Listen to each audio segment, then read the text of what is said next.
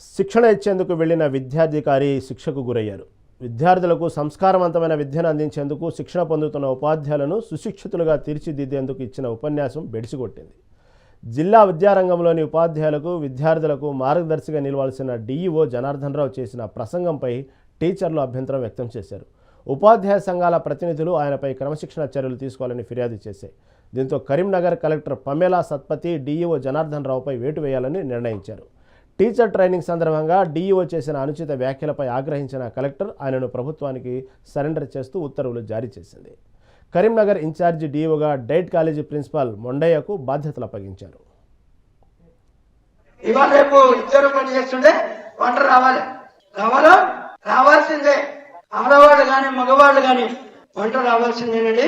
వంట నేర్చుకోవాల్సిందే. రేపు పొద్దున భవిష్యత్తులో మీ పిల్లలందరికీ చెప్పండి, ముఖ్యంగా అబ్బాయిలే చెప్పండి, ఆడలేదు మగలేదు.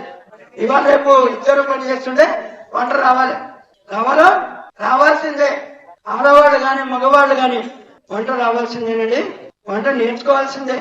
రేపు పొద్దున భవిష్యత్తులో మీ పిల్లలందరికీ చెప్పండి, ముఖ్యంగా అబ్బాయిలే చెప్పండి, ఆడలేదు మగలేదు. ఇవాళ రేపు ఇద్దరు పని చేస్తుంటే వంట రావాల్సిందే. ఆడవాళ్ళు కానీ మగవాళ్ళు కానీ వంట రావాల్సిందేనండి. వంట నేర్చుకోవాల్సిందే.